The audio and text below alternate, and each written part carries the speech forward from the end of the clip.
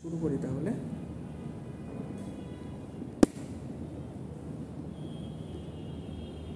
আচ্ছা, লক্ষ্য করেন আমাদের এখন যে চ্যাপ্টারটা আমরা শুরু করতে যাচ্ছি সেটা হচ্ছে ডিজিটাল অ্যাকাউন্টিং এর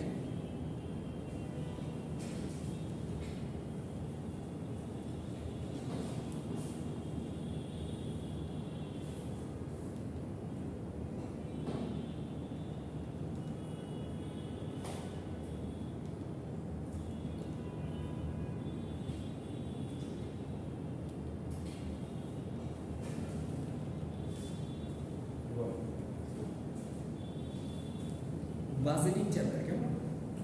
বাজেট মানে সিম্পলি আপনারা কি বোঝেন বলেন তো? আপনারা যে বাজেট দেখেন না, আমাদের সরকার বিভিন্ন সময় বাজেট ঘোষণা করে। এটি কি মাস? জুলাই মাস না? জুলাই মাসে সাধারণত নর্মালি দেখবেন সবসময় বাজেট ঘোষণা হয়। এখন বাজেট বলতে আপনারা কি বোঝেন একটু সিম্পলি বলেন তো।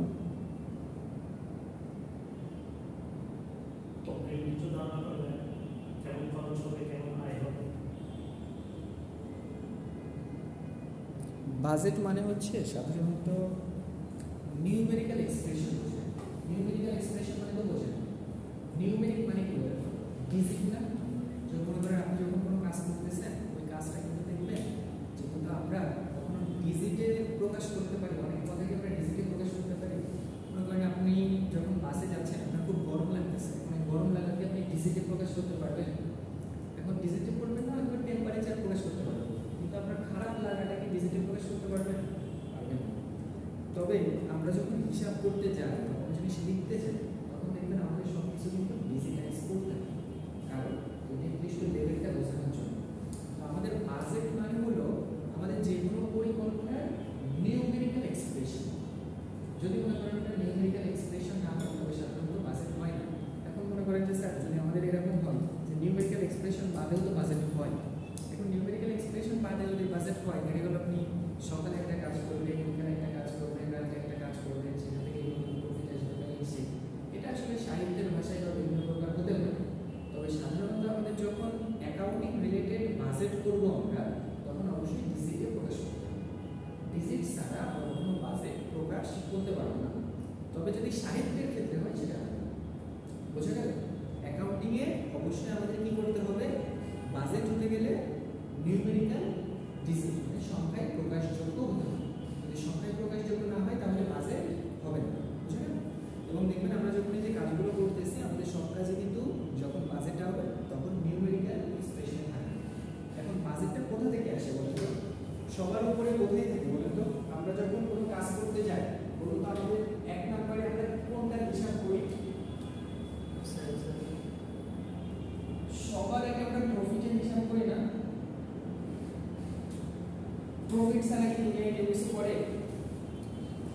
সবার আগে আমরা প্রফিটের হিসাব করি। এখন প্রফিটের সাথে কোনটা রিলেটেড? সেলস রিলেটেড না, কারণ সেলসের পরেই তো প্রফিট শুরু হয়। সেলস না করলে কি প্রফিট আসে? যখন সেলসটাকে আমরা হিসাব করলাম, এই সেলস করতে গেলে আমাদের কি করতে হয়? জিনিস তৈরি করতে হয় না? তার মানে এখানে কি আসবে? প্রোডাকশন আসবে না? আর এই প্রোডাকশনের ভেতরে যখন আসবে, প্রোডাকশনের ভেতরে আরো কি কি থাকে? কস্টিং থাকে না, র মেটেরিয়ালস থাকে, লেবার থাকে, ওভারহেড, বিভিন্ন জিনিস থাকে না? এবং দেখবেন এর আবার প্রত্যেকটা জিনিসের আন্ডারে আমরা করছি না, যেমন র মেটেরিয়ালস এর স্টোর, লেজার অ্যাকাউন্ট করছি না, ওই যে লিফো ফিফো মেথড, বিভিন্ন জিনিস। তখন কি হচ্ছে? এক একটা বাজেটের আন্ডারে চলে যাচ্ছে। তবে সবার উপরে বাজেট কোনটা ছিল? প্রফিট। যদি মনে করেন আমি প্রফিট করলাম 10 টাকা, তাহলে আমার প্রোডাকশন যত ইউনিট হবে, যদি আমি প্রফিট করতে যাই 10 লক্ষ টাকা, তাহলে আমার প্রোডাকশন কি ওইটা হবে নাকি হচ্ছে বড় হবে? বড় হবে না? তার মানে আমার সবকিছু ডিপেন্ডস করতেছে কিসের উপর? প্রফিটের উপর। আমার প্রফিট টার্গেট যত, আমার কাজ তত, আমার বাজেট তত। আমার প্রফিট টার্গেট যত কম, আমার কাজ তত কম, আমার টার্গেট তত কম। আমার প্রফিট টার্গেট নাই মানে আমার কোনো বাজেট নেই। কথা ক্লিয়ার? তাহলে আমাদের সবকিছু কোথা থেকে শুরু হবে? প্রফিট থেকে, বুঝা গেল?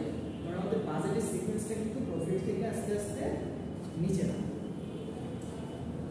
এতে দেখবেন আপনাদের যে বইতে আপনাদের বাজেট চ্যাপ্টারটা সর্বপ্রথম কি হিসাবে লেখা আছে জানেন? হয়তো বা দেখবেন আপনি ম্যানেজারিয়াল অ্যাকাউন্টিং বই খুলে বাজেট চ্যাপ্টার খুঁজে পাচ্ছেন, তো ওই সময় আপনার মনে রাখবেন এটা হচ্ছে প্রফিট প্ল্যান। বাজেট মানে কি?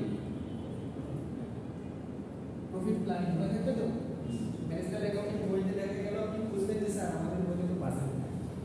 তো দেখবেন যে এই প্রফিট প্ল্যানিং যে চ্যাপ্টার, এই চ্যাপ্টারই বাজেট। বুঝে গেল? প্রফিট প্ল্যানিং চ্যাপ্টারটাকে আপনাদের বইতে বাজেটিং এর নামকরণটা প্রফিট প্ল্যানিং হিসেবে করা আছে, কারণ অ্যাকুরেটলি বাজেট বলতে আমরা প্রফিট প্ল্যানিং করে থাকি। আচ্ছা, এখানে দেখুন আমাদের কিছু অঙ্ক দেওয়া আছে, অঙ্কের পরে সেগুলো সলিউশন দেওয়া আছে। এই অঙ্কটা একটু বড়, কিন্তু আসলে আমাদের কিন্তু স্টেপ সম্পূর্ণ অঙ্কটা আমরা একবার করবো না, আমরা স্টেপ বাই স্টেপ করতে করতে যাবো, তাহলে বুঝতে পারবো। এখানে একটা জিনিস লক্ষ্য করেন, যে কোনো একটা কোম্পানি দেওয়া আছে যেটা হচ্ছে minor corporation manufactures and sells a seasonal product that has peak sales in the third quarter. Seasonal product মানে তো বোঝেন বিভিন্ন সিজনে যেগুলো দাম বাড়ে, যেমন শীতকালে শীতের প্রোডাক্টের যে দাম বাড়ে, পুরো গরমকালে কি অতটা বাড়ে? কিন্তু শীতের সময় কিন্তু একটা নির্দিষ্ট সার্টেন সময়ে শীতের প্রোডাক্টের লেভেল বা অ্যামাউন্ট অফ ডিমান্ড 100% থাকে। আবার যখন গরমকাল আসে, গরমকালে দেখবেন ফ্যানের চাহিদা বাড়ে একটা সময়, আবার যখন কড়া শীত পড়ে তখন কি আবার সিলিং ফ্যানের চাহিদা বা সিলিং ফ্যান মেরামত করা এটা বাড়ে না। তো এরকম একটা জিনিস বলছে, দেখুন the following information concern operation for year 2। আমাদের এই যে যত অপারেশন আছে সব কিন্তু দ্বিতীয় বছরের জন্য, এবং বলছে দেখুন the coming year and for the first 2 quarter of year 3। এখানে দেখুন আমাদের অঙ্কের একটু যাবতীয় তথ্য কিসের উপর বলুন তো? ইয়ার 2। আর বলুন তো আমাদের বছর কয়টা ভাগে ভাগ করা হয়? মানে কোয়ার্টার মানে কি বলুন তো? 4 না? হ্যাঁ, মানে কোয়ার্টার মানে হচ্ছে যে কোনো জিনিসকে আমরা কয়টা ভাগে ভাগ করব? 4 ভাগে। তো আমাদের টোটাল মাস কয়টা? 12টা না? এটাকে যদি আমরা 4 ভাগে ভাগ করি তাহলে আমাদের এক একটা কোয়ার্টারে কয়টা করে মাস পড়ে? 3টা করে মাস পড়বে। তাহলে আমাদের দেখুন আমাদের এখানে কোয়ার্টার আছে কয়টা? 4টা। আর প্রত্যেক কোয়ার্টারের আন্ডারে তাহলে মাস কয়টা? 3টা। তো এক নাম্বারটা বিষয়টা দেখুন, the company single product sells for টাকা 8 পার ইউনিট। আমরা প্রত্যেক ইউনিট কত টাকা করে বিক্রি করব? 8 টাকা করে। Budgeted sales in units for the next 6 quarter are as follows. আমাদের বাজেটেড সেলস, বাজেটেড মানে তো বোঝেন যে আসলে আমরা একটা জিনিস কি করতেছি, বাজেট করতেছি বা চাচ্ছি সেল করতে, সেটা কত করে লক্ষ্য করো। আমাদের প্রথম কোয়ার্টারে বাজেটেড সেলস হচ্ছে প্রথম মাসে কত? 40,000, পরের ইউনিটে কত? পরের কোয়ার্টারে 60,000, তারপরে তৃতীয় কোয়ার্টারে 1,14,50,000। জাস্ট তথ্যগুলো একটু দেখেন। এরপরে হলো 2 নম্বর ডিপার্টমেন্টে কি বলছে? Sales are collected in the following pattern. আমরা বিক্রি করতেছি না এখানে, দেখুন তো আমরা প্রথম কোয়ার্টারে কত টাকা বিক্রি করতেছি? 40,000। আর দ্বিতীয় কোয়ার্টারে 60,000। এখানে আমাদের বলতেছে যে sales are collected in the following pattern. আমরা কিন্তু দেখবেন বড় বড় যে কোম্পানি আছে না, যেমন মনে করেন আপনি যে কোনো একটা মানে কি যেন মনে করেন কিয়াম মেটাল, এর কিয়াম মেটাল নাম কি? EIAM। আচ্ছা যাই কিয়াম মেটাল দেখবেন, বা এরকম যে কোম্পানিগুলো আছে এরা প্রথমে করে কি জানেন? এদের প্রোডাক্ট তৈরি করে বাজারে দিয়ে দেয়। ওরা কিন্তু যখন দোকানে প্রোডাক্ট দিয়ে যায় ওরা কিন্তু টাকা নেয় না।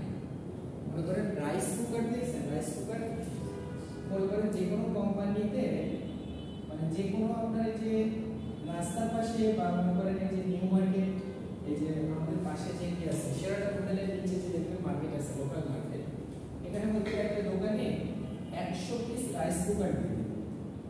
এখন যেদিন ওই দোকানে 100 পিস রাইস কুকার দিল, ওদিন কিন্তু ওরা ওই দোকানদারের কাছ থেকে 1 টাকা নিবে না। ওরা এই টাকা কালেকশন কখন শুরু করবে জানেন? এই টাকা কালেকশন হয়তো বা 3 মাস পরে বা 4 মাস পরে বা 5 মাস পর থেকে শুরু করবে। আর এর ভেতরে ওরা হয়তো প্রোডাক্টগুলো বিক্রি করবে। বুঝতে পারলেন? হয়তো বা 3টা কিস্তিতে টাকা নেবে। প্রথম কিস্তিতে হয়তো বা 30% উঠবে, পরের কিস্তিতে 30%, লাস্ট কিস্তিতে 40%। এরকম 1 বছরের ভিতর কিন্তু টাকাগুলো আবার ওরা নিয়ে নেবে। কিন্তু যেদিন দোকানে পণ্য দিয়ে যাবে সেদিন কিন্তু ওরা দোকানদারের কাছ থেকে 1 পয়সা নেবে না। কারণ দোকানে জিনিসগুলো রাখবে, কাস্টমার দেখবে, আসবে, দেখে শুনে পছন্দ করে তখন নিয়ে যাবেন। কারণ ওই দোকানদারকে যদি বলা হয় যে আপনি এখন এই 100 পিস নেন, প্রত্যেকটার দাম 1000 টাকা, এখন আমাকে 1 লাখ টাকা দেন, দোকানদার কখনোই প্রোডাক্ট দোকানে রাখবে না। তো দোকানদারের কাছে সহজ করার জন্য তখন করা হয় কি, ওকে একেবারে বিনামূল্যে এটা দেওয়া হয়। ও 3 মাস রাখলে দোকান থেকে কমপক্ষে 10 টাকা দেবে। তো তখন কি হবে, একটা আয়ের জায়গা সৃষ্টি হবে। আর ওকে মিনিমাম একটা কস্ট দিয়ে দেওয়া হবে যে তোমাকে পার পিস 1 টাকা করে দাম দেওয়া হবে, তখন সেভাবে লাভ করে দেবে। বুঝলেন? তো এইখানেও দেখুন সেটা বলতেছে যে sales are collected in the following pattern, 75% in the quarter the sales are made. মানে আমরা যখন যে কোয়ার্টারে সেলটা তৈরি করব মানে বিক্রি করব, ওই সময় আমরা ওই কোয়ার্টারে কত পার্সেন্ট কালেক্ট করতে পারবো? 75%। The remaining 25% in the following quarter. আর পরবর্তী আমাদের বাকি থেকে 25% এটা পরবর্তী কোয়ার্টারে। On January 1st, year 2, the company's balance sheet showed 65,000 in accounts receivable. Account receivable টা আসতেছে কোথা থেকে?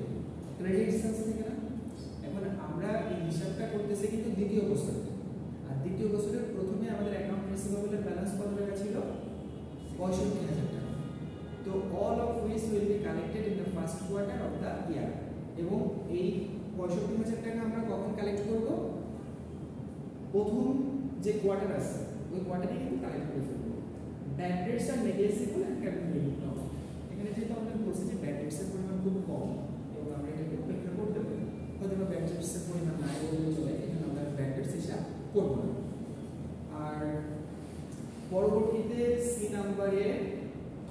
নাম্বারটা হচ্ছে এটা। আছে আমাদের দেখুন রিকোয়ারমেন্ট কি বলছে, আমাদের prepare the following budget and schedules for the year showing both quarterly and total figures. আমাদের এক নাম্বার বলছে না সেলস বাজেট, দুই এবং এটা কি schedule of expected cash collection, দুই নাম্বার বলছে প্রোডাকশন বাজেট। তো এই একটা অঙ্কতে মোটামুটি আমরা সবকিছু দেখব। তবে আমাদের সেলস বাজেটে যতটুকু দরকার সেটা আমরা এক নাম্বার রিকোয়ারমেন্টে, বি নাম্বার রিকোয়ারমেন্টে যেটা আছে তাতেই পেয়ে যাচ্ছি। সি নাম্বারে কি বলছে ফিনিশ গুডস ইনভেন্টরি। আচ্ছা বি নাম্বারটা আমাদের প্রোডাকশন বাজেটে লাগবে। আমরা একটা শুরু করি প্রথমে, আস্তে আস্তে বুঝতে পারবো। তো আমরা একটা ছক কেটে দেব।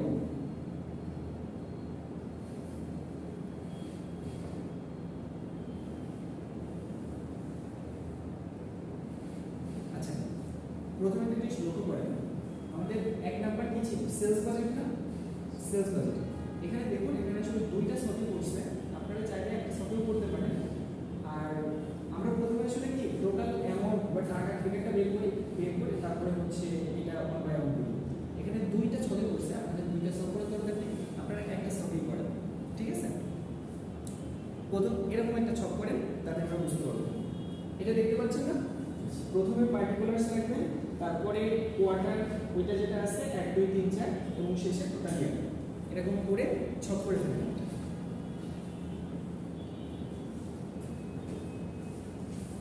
এই আরেক আপনারা ধরে দেখতে পাচ্ছেন স্যার? আমি বলতে বলি ঠান্ডা লাগছে স্যার? হ্যাঁ মানে বলা বলা থেকে কি হবে, আমরা কি বলবো আগে ঠিক আছে।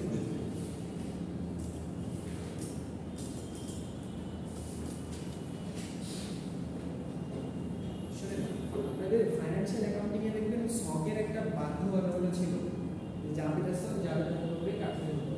কস্ট অ্যাকাউন্টিং এবং ম্যানেজমেন্ট অ্যাকাউন্টিং এ কিন্তু ইন্টারনাল ইউজার্স এর জন্য কিন্তু স্টকের কোনো বাধ্যবাধকতা নেই। তো আপনি আপনার হিসাবটা যত সহজ করে করতে পারেন সেভাবে করে হচ্ছে ছক কাটবেন। আসুন আসুন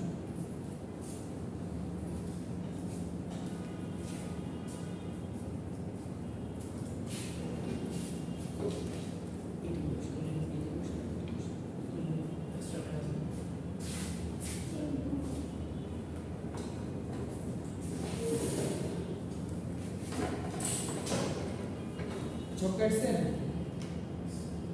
একটু দ্রুত বের হলেন।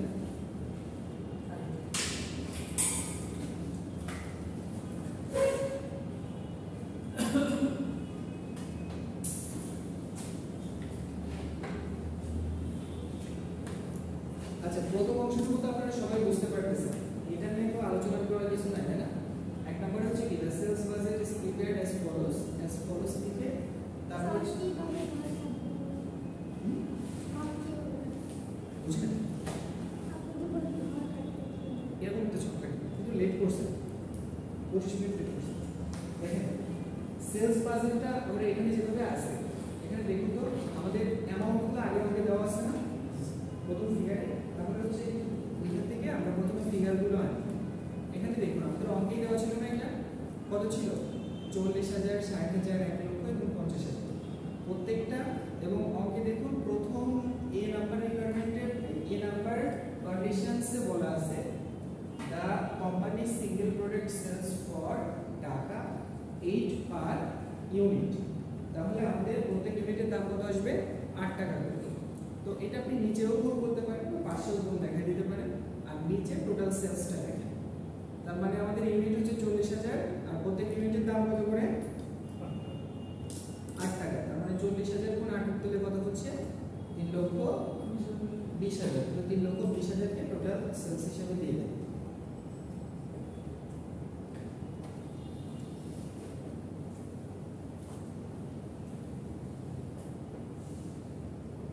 আপনারা একটা সলভ করেন, একটা সলভ দিয়ে হয়ে যাচ্ছে বুঝছেন।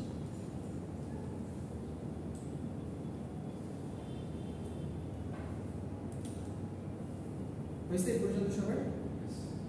আর ইয়ারের ঘরে তো আমাদের টোটাল আমাদের সেলস টোটাল কত 2,50,000 না ইউনিটস। সেলস ইন ইউনিটস 2,50,000 আর পার ইউনিটের দাম কত 8 টাকা। তাহলে 2,50,000 কে 8 টাকা দিয়ে গুণ করলে কত হয় দেখেন তো 20 লক্ষ হয় না? তার মানে আমাদের টোটাল সেলস কিন্তু ওই বছরের 20 লক্ষ। এটা আপনি টোটাল 4 কোয়ার্টারটাকে যোগ করলেও হচ্ছে, আবার 8 দিয়ে গুণ করে দিলেও হচ্ছে, একটা করে দিলেও হবে। বুঝা গেল? এ পর্যন্ত বুঝতে পারছেন? এই আপনি ছকটা একটু লিখে ফেলেন। এখানে টোটাল ইউনিট কত, প্রত্যেক ইউনিটের দাম হচ্ছে 8 টাকা করে, জাস্ট ওটাকে গুণ করছি। 40,000 ইউনিটকে 8 দিয়ে গুণ করলে 3,20,000। বুঝতে পারছেন? ঘর এখানে যেভাবে আছে ওইভাবেই জাস্ট ছক করে পেছনেরটা একটু দেখুন, পেছনের জন্য একটু দেখুন। আচ্ছা এই পর্যন্ত হয়েছে না? আচ্ছা এরপরে দেখেন আমাদের একটা বি নাম্বারে একটা শর্ত বলছে যে আমাদের যে কোয়ার্টারে আমরা বিক্রি করি ওই কোয়ার্টারে আমরা কত পার্সেন্ট কালেক্ট করব 75%। মানে কালেকশন যদি আমরা ধরি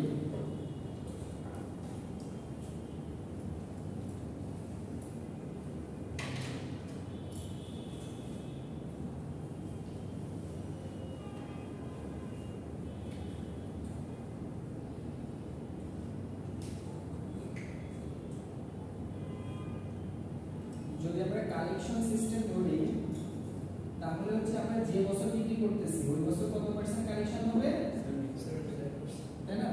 এটা হচ্ছে সেভিং কোয়ার্টার, বা আমরা কি বলবো এটা ভালো নাম বা সহজে বোঝার মতো নাম এটা হচ্ছে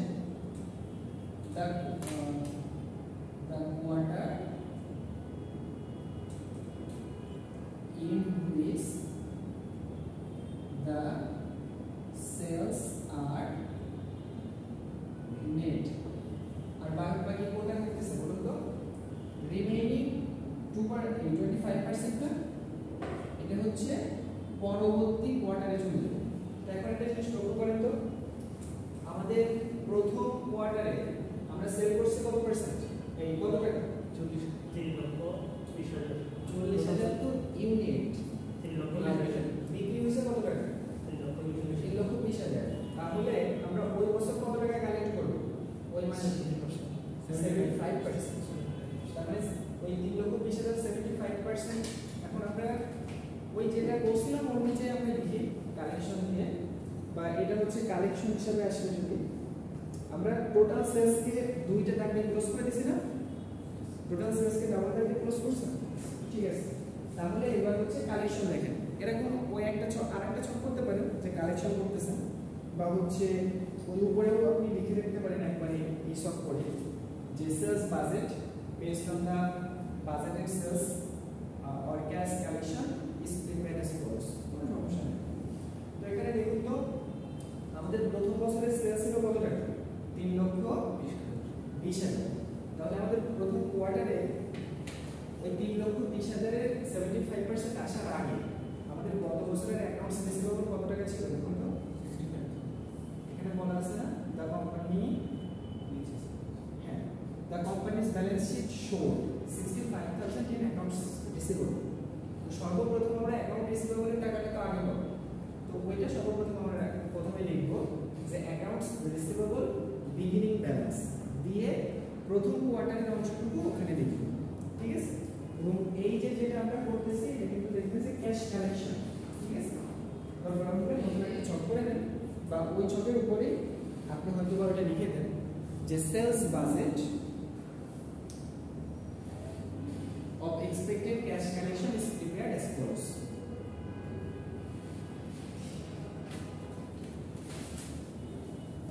আমাদের সেলস বাজেটটা সময় কেমন করে বলুন তো? ক্যাশ কালেকশনের বিষয়ের জন্য না, এই পার্ট 2 না, পার্ট 2 হিসাবে করতে পারেন, একসাথে করতে কোনো সমস্যা নেই, আপনি আলাদা করেই করেন। এখানে দেখুন based on budgeted sales above, the schedule of expected cash collections is prepared as follows.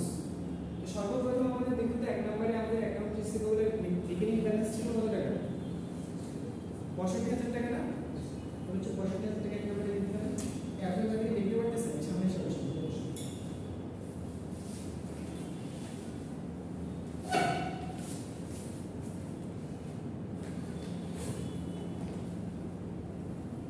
প্রথম বছরে ছিল কত? 65,000 তো গত বছরে ছিল। এরপরে আপনারা দেখে দেখে ট্রান্সফার দিয়ে দেন। দেখেন তো গত বছরের প্রথম কোয়ার্টারে সেল করছে কত টাকা? 3,20,000 না? তাহলে 3,20,000 টাকার 75% এইখানে রাখুন আর বাকিটা পরের কোয়ার্টারে দিয়ে দেন। আমাদের প্রথম লাইন তাহলে কি হবে? প্রথম অংশে আমাদের প্রথম বছরে টোটাল সেলস কত ছিল? 3,20,000 না? এই যে 3,20,000 আমরা অঙ্ক করে করছি না, 3,20,000। তো 3,20,000 এর প্রথম অংশ যাবে হচ্ছে প্রথম কোয়ার্টারে। কোয়ার্টার হবে কয়টা? এটা হচ্ছে টোটাল ইয়ার। এটা কোয়ার্টার 1 2 3 4, এটা হচ্ছে টোটাল ইয়ার। তো আমাদের সেলস ছিল কত টাকা টোটাল? প্রথম বছরে ছিল কত? 3,20,000। তো 3,20,000 হলে 3,20,000 এর 75% কত হয়? 3,20,000 75% যাবে এখানে। আবার এই 3,20,000 এর 25% যাবে কোন বছর? দ্বিতীয় কোয়ার্টারে, তাই না? তো 3,20,000 এর 75% কত হয়? 2,40,000। 2,40,000 এখানে বসে। আর 25% কত হয়? 80 এখানে বসে। মিলছে না? আর দেখুন তো দ্বিতীয় কোয়ার্টারে সেল কত ছিল? 4,80,000। আবারও 4,80,000 কে এবার দ্বিতীয় কোয়ার্টারে প্রথমে 75% বসান আর দ্বিতীয় কোয়ার্টারে 25% বসান। এভাবে পর্যায়ে থেকে সব করবেন। টাকার ক্ষেত্রে হবে সেলস ফার্স্ট ওইটা first quarter sales, second quarter sales.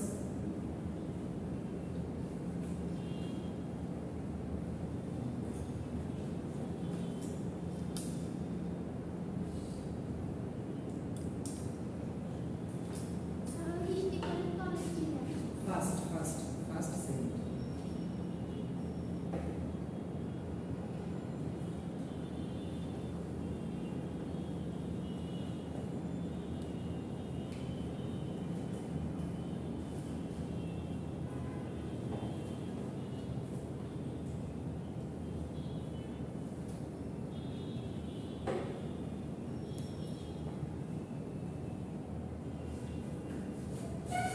হয়েছে? কিন্তু করে ফেললাম।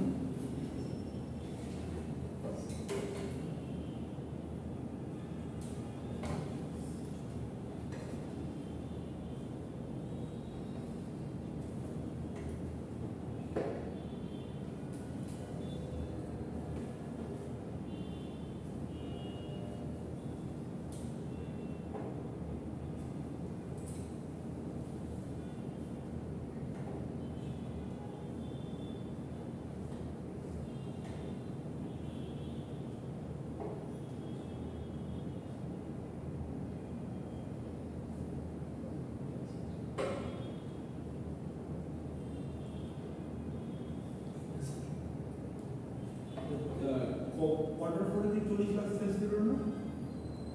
জীবন কম। কোয়ার্টার ফোরে কি 40 লাখ সেলস ছিল না?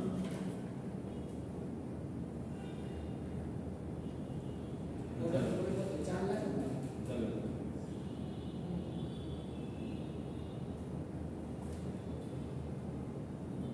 4 লাখের 4 লাখের 25%।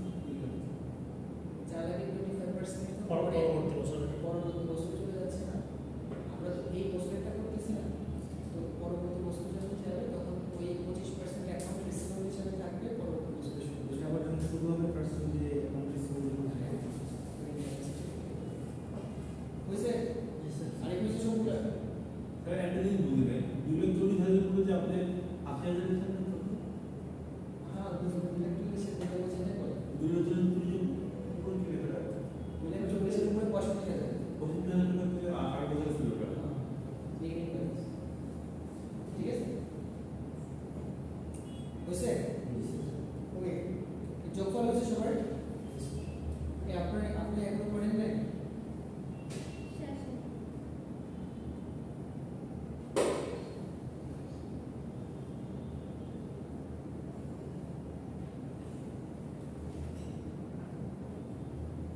শেষ প্রথম অংশ এইটা আমরা যেটা করলাম এটা হচ্ছে সেলস বাজেট।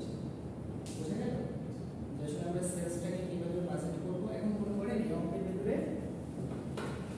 শর্ত কম আছে। শর্ত কম মানে তো বোঝেন যে আমাদের কন্ডিশন কম দেওয়া। বিভিন্ন অঙ্কে আছে দেখবেন এখানে কিন্তু বিভিন্ন প্রকার শর্ত দেওয়া থাকে, যে আমরা যদি এই কাজ করতে পারি তাহলে আমাদের সেলস এত বাড়াতে পারবো, এই কাজ করতে পারলে আমাদের এক্সপেন্স এত বাড়াতে পারবো, এই কাজ এই শর্ত সাপেক্ষে আমাদের প্রফিট কত টাকা হবে, ওখানে ওই শর্ত সাপেক্ষে আমাদের প্রফিট কত টাকা হবে। এই বিভিন্ন অল্টারনেটিভ কিন্তু জাস্ট করতে হয়। এগুলো কিন্তু সবই সেলস বাজেটের ভিতরে আসে। প্রথমে আমরা প্রিলিমিনারি এক্সপেন্স আমরা দেখি, পরে যে পরবর্তী জিনিসগুলো দেখতে পারি। এটা হচ্ছে সেলস বাজেট। এবার 2 নম্বরে আমাদের কি বলছে দেখুন তো, প্রোডাকশন বাজেট। প্রোডাকশন বাজেটের জন্য আমাদের আর কিছু ইন্টারনেট করতে হবে। সি নম্বরে কি বলছে দেখুন তো,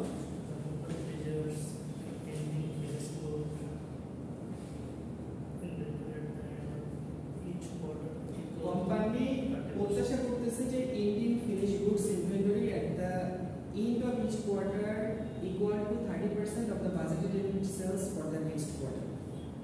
মানে হচ্ছে আমরা পরবর্তী নেক্সট কোয়ার্টারে যত টাকা বিক্রি করব তার 30% আমাদের তার পূর্বের কোয়ার্টারে থেকে যাবে। কথা বুঝতে পারছেন? আমরা মনে করেন প্রথম কোয়ার্টারে আমরা মনে করেন দ্বিতীয় কোয়ার্টারে আমরা বিক্রি করতে চাই 2 লাখ ইউনিট। 2 লাখ ইউনিটের 30,000 কত? 60 ইউনিট না? না, কত পার্সেন্ট? 30%, তো 30% কত হবে? 60। মানে 2 লাখ টাকার 30%, তাহলে কত হবে? 60,000। তো আমরা তখন করতেছি কি, এখানে ইউনিট বলছে না, ইউনিট, হ্যাঁ ইউনিট বলছে, of the budgeted unit sales for the next quarter. তার মানে হয়তো আমরা বোর্ড ধরলাম যে দ্বিতীয় কোয়ার্টারে আমাদের সেলস হবে হচ্ছে কত ইউনিট? 2 লক্ষ ইউনিট। তার মানে আমাদের প্রথম কোয়ার্টার শেষে আমাদের এই ইন্ডিয়ান ইনভেন্টরি থাকবে কত? 60,000 ইউনিট। 2 লক্ষ টাকার 30% কত? 60,000। তার মানে 60,000 ইউনিট থাকবে এরকম। তাহলে অন ডিসেম্বর 31st ইয়ার 1, তার মানে প্রথম বছরের শেষে the company had 12,000 units on hand. কোম্পানির হাতে কত ইউনিট ক্লোজিং স্টক ছিল? 12,000 ইউনিট। আচ্ছা, র ম্যাটেরিয়ালস এর বিষয়গুলো লাগতেছে না আমাদের এখানে। তাহলে এর উপরে ভিত্তি করে আমরা এবার একটা কি করব? প্রোডাকশন বাজেট তৈরি করব। আমাদের প্রোডাকশন বাজেটের কথা বলছে না? তো দেখুন প্রোডাকশন বাজেটটা কিভাবে আসবে। এরকম আরেক পরবর্তীতে এরকম একটা ছক কাটবে এবং এখানে লিখুন যে উপরে লিখুন যে প্রোডাকশন বাজেট এবং প্রোডাকশন বাজেট লিখে তারপরে হচ্ছে একটা ছক কাটে। প্রথম অংশে এরকম করে দেখুন একটা first quarter, second, third, fourth, তারপরে পরবর্তী আরো 2টা কোয়ার্টার টাকা লাগবে। কারণ হচ্ছে যেহেতু প্রোডাকশন বাজেট সেহেতু হচ্ছে আমাদের সামনে 2টা কোয়ার্টার রাখতে হবে। আপনারা আগের 2টা অঙ্কে একটা 2টা কোয়ার্টার রাখতে পারতেন, সমস্যা নেই। তবে এখানে আমাদের দরকার হচ্ছে কারণ হচ্ছে ইন্ডিয়ান ইনভেন্টরি, ওপেনিং ইনভেন্টরি ব্যালেন্সটা দেখানোর বিষয় আছে। হ্যাঁ, 6টা টাকার অ্যামাউন্ট 7টা আছে, কারণ একটা টোটাল আছে না ইয়ার, টোটাল হচ্ছে কোয়ার্টার নিচ্ছে আমরা 6টা, আর প্রথম বছরের টোটালটাও করছি, তাহলে 6টা আসছে।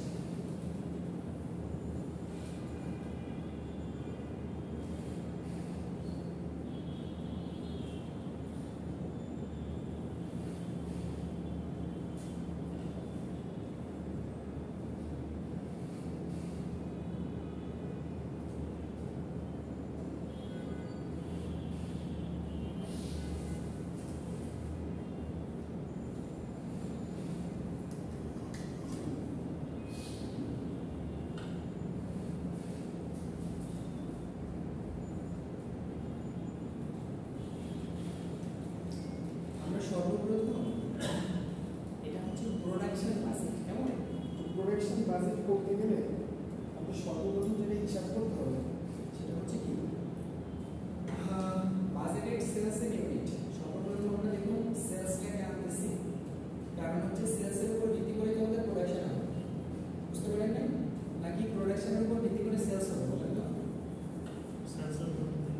সেলসের উপর ভিত্তি করে প্রোডাকশন হবে, কারণ হচ্ছে কি সেলস না থাকে কোম্পানিতে, তবে প্রোডাকশন যদি আমরা ওই সময় বেশি করে রাখি, তো এই আমাদের এন্ডিং ইনভেন্টরি হোল্ড করা বা ওটা রেখে দেওয়া এবং এটা মজুত করে রাখার তো একটা সময় এবং শ্রম, টাকা সব কিছুর দরকার হয়। তো এই কারণে দেখুন আমাদের বাজেটের ইউনিট সেলস আমরা কত ইউনিট করে বাজেট করছি যে আমরা সেল করতে পারবো, এটা কিন্তু দেখুন অঙ্কে দেওয়া আছে। অঙ্কে কত ইউনিট করে দেওয়া আছে দেখুন? 40,000, 60,000, 1 লক্ষ আর 50,000। তো সর্বপ্রথম আমরা এটা লিখে ফেলবো। আমাদের প্রথম অংশটুকু দেখুন বাজেটেড ইউনিট সেলস, 1 নম্বরে প্রথম লাইন দেখতে পাচ্ছেন? বাজেটেড ইউনিট সেলস প্রথম লাইন, ওই লাইনে লিখে ফেলেন আমাদের অঙ্কে যে তথ্যটা দেওয়া আছে সেটাই। 40,000 ইউনিট, 60,000 ইউনিট, 1 লক্ষ ইউনিট আর 50,000 ইউনিট।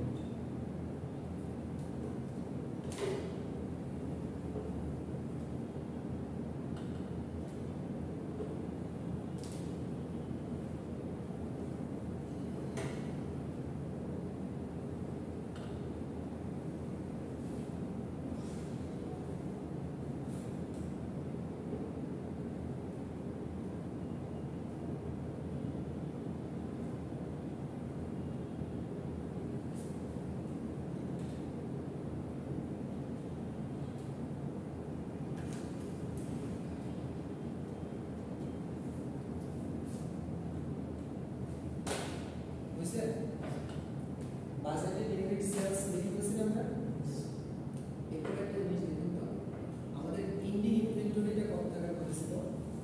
যে desired ending finish goods inventory, আমাদের প্রথম বছরে কি কোনো ফিনিশ গুডস ইনভেন্টরি ছিল?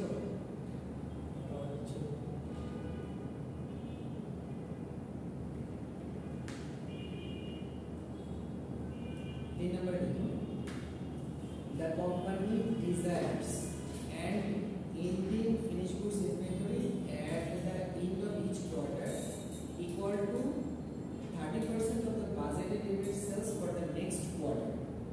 পরবর্তী কোয়ার্টারে প্রথমে পরবর্তী কোয়ার্টারে যতটা আমাদের কি আছে বাজেটেড ইউনিট সেলস আছে তার 30%। On December 31st, year 1, the company had 12,000 units on hand. আমাদের হাতে 12% ইউনিট ছিল হচ্ছে কি ওপেনিং স্ট্রাকচার ছিল না, এটা হচ্ছে গত বছরে শেষ হয়ে যাবে, এই বছরে কি হবে? শুরুতে হবে। তাহলে এবার দেখুন তো, আচ্ছা এখানে এবার দেখুন এন্ডিং ইনভেন্টরি আমাদের 60,000 টাকা আছে না, পরবর্তী প্রথম কোয়ার্টারে আমাদের সেলস কত দেখুন তো? 40,000। আর পরবর্তী কোয়ার্টারে আমাদের সেলস কত? 60,000 এর 30% কত হয়? 18,000। 60,000 এর 30% 318,000। তার মানে আমাদের প্রথম বছর শেষে আমাদের ক্লোজিং ইনভেন্টরি কত আসবে? 18,000। বুঝতে পারছেন? মানে আমাদের প্রথম কোয়ার্টারে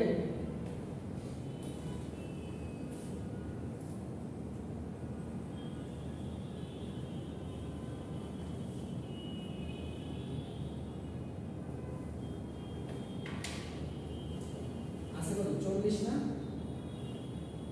60, তারপর কত? 1 লাখ। তো দেখুন এইটার কত পার্সেন্ট হবে বলেন তো 30% এখানে আসবে 60,000 30% কত টাকা 18,000 এটা কি ইন্ডিং ইনভেন্টরি স্যার পরবর্তী বছরে 30% আগেই প্রোডাকশন শুরু হতে হবে।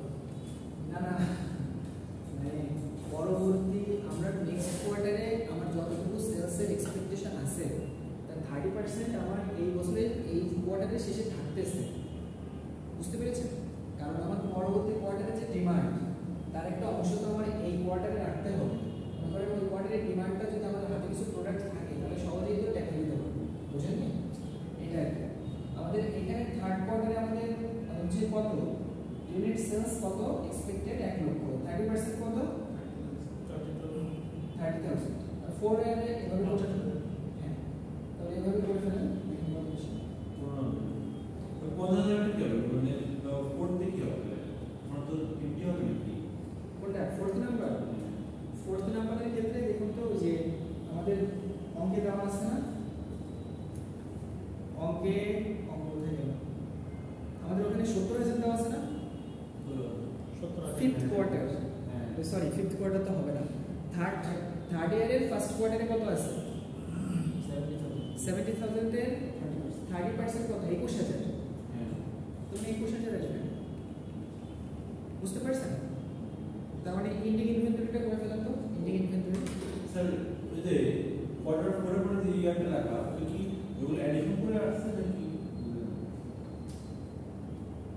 বুঝি না কোয়ার্টার পরে যে ইয়ার লেখা না ইয়ার ওটা কি হ্যাঁ এডিশন কোয়ার্টার 4 ও কোয়ার্টার 4 এর পরে হচ্ছে ইয়ার হ্যাঁ তারপরে হচ্ছে ইয়ার 3 এর দুইটা কোয়ার্টার কারণ আমাদের ওই যে একটা ইন্ডিং ইনভেন্টরি আনার জন্য একটা কোয়ার্টার দরকার হচ্ছে কারণ ইন্ডিং ইনভেন্টরি আমাদের লাস্ট ইয়ারের লাস্ট কোয়ার্টারে যেটা এটা আনতে গেলে তো আমাদের পরবর্তী বছরের প্রথম কোয়ার্টারের এক্সপেক্টেড সেলসটা দরকার হচ্ছে তাই না কারণ আমরা ওকে দেখছি না যে এই বছরে কত টাকা ইন্ডিং ইনভেন্টরি হবে সেটা পরবর্তী বছরের সেলসের 30% মানে পরবর্তী কোয়ার্টারে তাহলে কত আসে দেখুন তো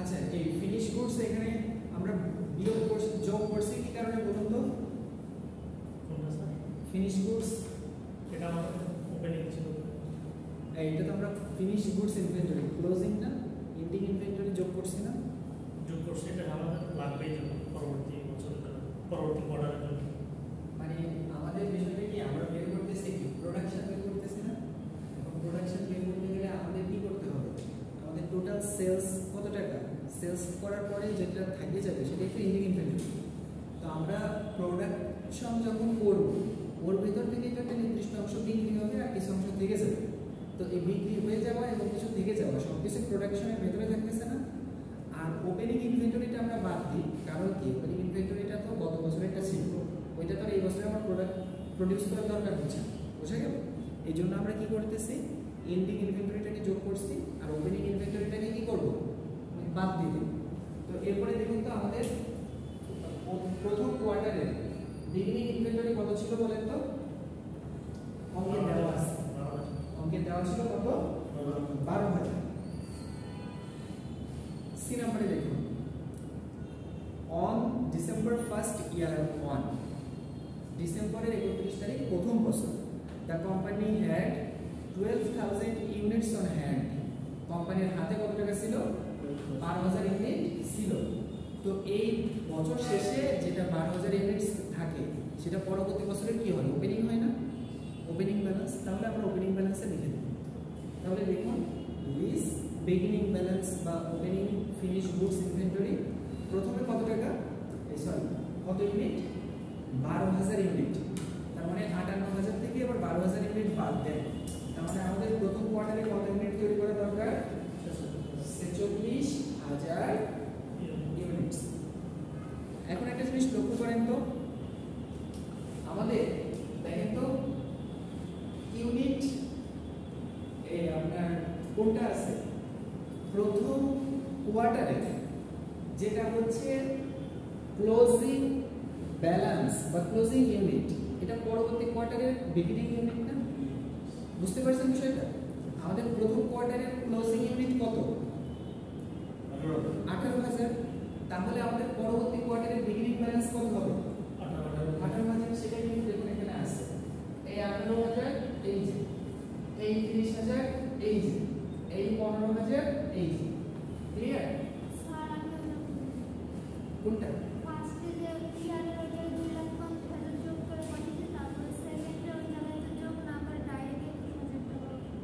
কোথায় কোথায় এটা? 2 নম্বর মানে কোন 2 নম্বর?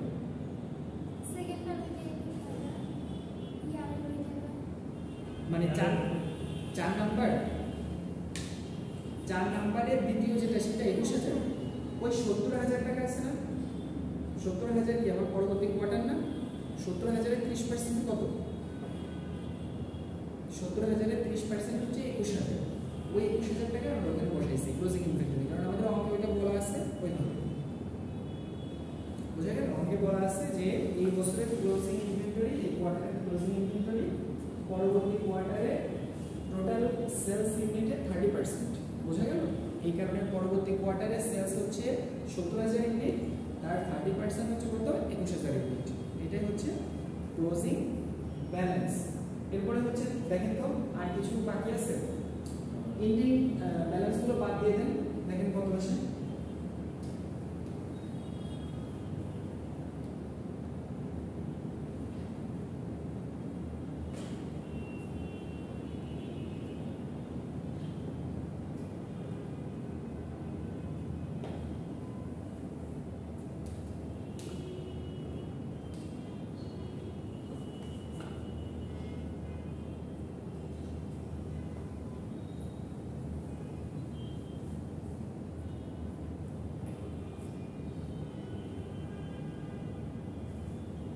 যোগ করছেন সব? আচ্ছা দেখুন তো, তাহলে একটা জিনিস দেখুন তো, এখানে আমাদের টোটাল নিডস কত? এই বছরে 2,71,000 টাকা না? আর এরপরে এই নিচের 4টা যোগ করবেন, এই 4টা যোগ করে এখানে বসাবেন। এই 12,000 টাকা কিন্তু এখানে বিয়োগফল হিসাবে আসবে, সরাসরি আসবে না। কথা বুঝতে পারছেন? যোগ করছেন? যোগ করেন 12,000 টাকা, কিন্তু 12,000 টাকা কিভাবে আসবে তো বুঝতে পারছেন? ওই 12,000 টাকা কিন্তু ডিরেক্টলি নাই আমাদের অঙ্কে কোথাও, ডিরেক্টলি ওপেনিং ব্যালেন্সটা দেওয়া ছিল। ওপেনিং ব্যালেন্স ছিল না যে আমাদের ওপেনিং ব্যালেন্স অঙ্কে ছিল কত টাকা? 12,000 টাকা। এখন আমরা ওইভাবে প্রত্যেকটা ওপেনিং ব্যালেন্স বাদ দিয়ে এখানে লক্ষ্য করেন, এখানে 12,000 যেটা সেটাই আসছে, কারণ আমাদের টোটাল এখানে আমাদের টোটাল এক্সপেক্টেড কি করছি আমরা? টোটাল নিডস বের করছি না, 2,71,000 টাকা। ওর সাথে আমরা যখন প্রত্যেকটা ওপেনিং এই 4টাকে যোগ করে এখানে বসিয়েছি, দুইটার পার্থক্য সাধারণত কি হয়েছে? ওই বাৎসরিক ওটার সাথে মিল হয়েছে। হ্যাঁ, ওটা সবসময় মিলবে, কারণ ওটা আমাদের বাৎসরিক ওপেনিং ব্যালেন্স না। আর বাৎসরিক ওপেনিং ব্যালেন্স ওই প্রথমের যে কোয়ার্টারের ব্যালেন্স ওটাই হবে সবসময়।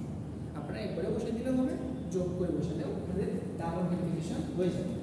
তো আমাদের কতগুলো দেখুন তো, আমাদের টোটাল রিকোয়ার্ড প্রোডাকশন কত আসছে? 2,59,000। আচ্ছা, এরপরে লক্ষ্য করেন এটাই হচ্ছে আমাদের প্রোডাকশন বাজেট।